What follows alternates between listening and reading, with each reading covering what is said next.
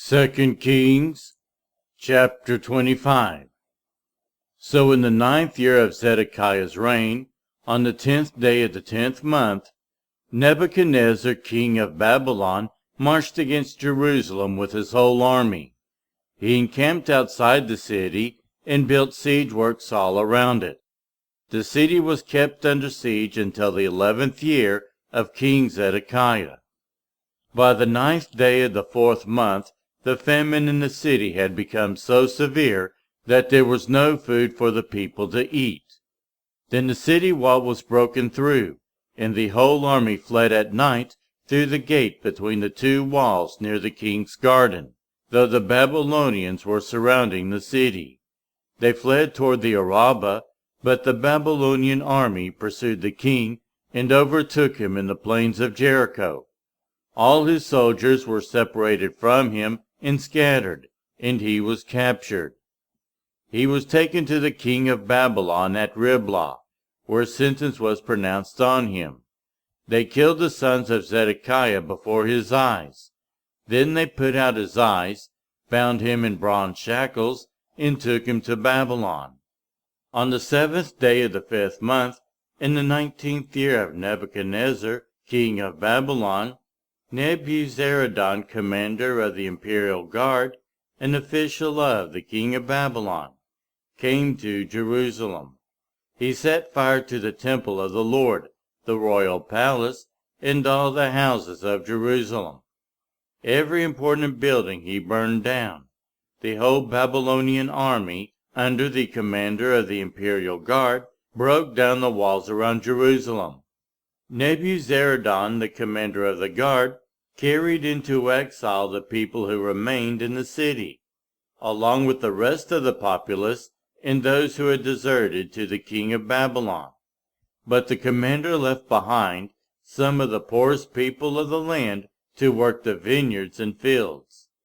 The Babylonians broke up the bronze pillars, the movable stands, and the bronze sea that were at the temple of the Lord, and they carried the bronze to Babylon.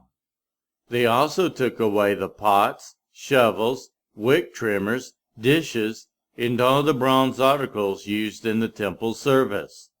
The commanders of the imperial guard took away the censers and sprinkling bowls, all that were made of pure gold or silver. The bronze from the 2 pillars, the sea, and the movable stands, which Solomon had made for the temple of the Lord, was more than could be weighed. Each pillar was 18 cubits high. The bronze capital on top of one pillar was 3 cubits high, and was decorated with a network and pomegranates of bronze all around. The other pillar, with its network, was similar. The commander of the guard took as prisoners Zariah the chief priest, Zephaniah the priest next in rank, and the 3 doorkeepers. Of those still in the city, he took the officer in charge of the fighting men, and 5 royal advisers. He also took the secretary, who was chief officer, in charge of conscripting the people of the land, and 60 of the conscripts who were found in the city. Nebuzaradan, the commander, took them all and brought them to the king of Babylon at Riblah. There in Riblah, in the land of Hamath, the king had them executed. So Judah went into captivity, away from her land.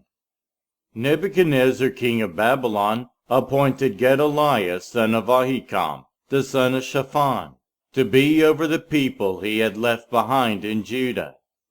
When all the army officers and their men heard that the king of Babylon had appointed Gedaliah as governor, they came to Gedaliah at Mizpah. Ishmael, son of Nethaniah, Johanan, son of Kareah, Sariah, son of Tanumeth, the Netophathite, Jozaniah, the son of the Maacathite, and their men. Gedaliah took an oath to reassure them and their men. "Do not be afraid of the Babylonian officials," he said. "Settle down in the land and serve the king of Babylon, and it will go well with you." In the 7th month, however, Ishmael, son of Nethaniah, the son of Elishama, who was of royal blood, came with 10 men and assassinated Gedaliah, and also the men of Judah and the Babylonians who were with him at Mizpah.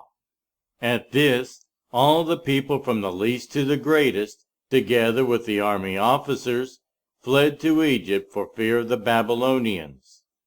In the 37th year of the exile of Jehoiachin king of Judah, in the year Awel-Marduk became king of Babylon, he released Jehoiachin king of Judah from prison.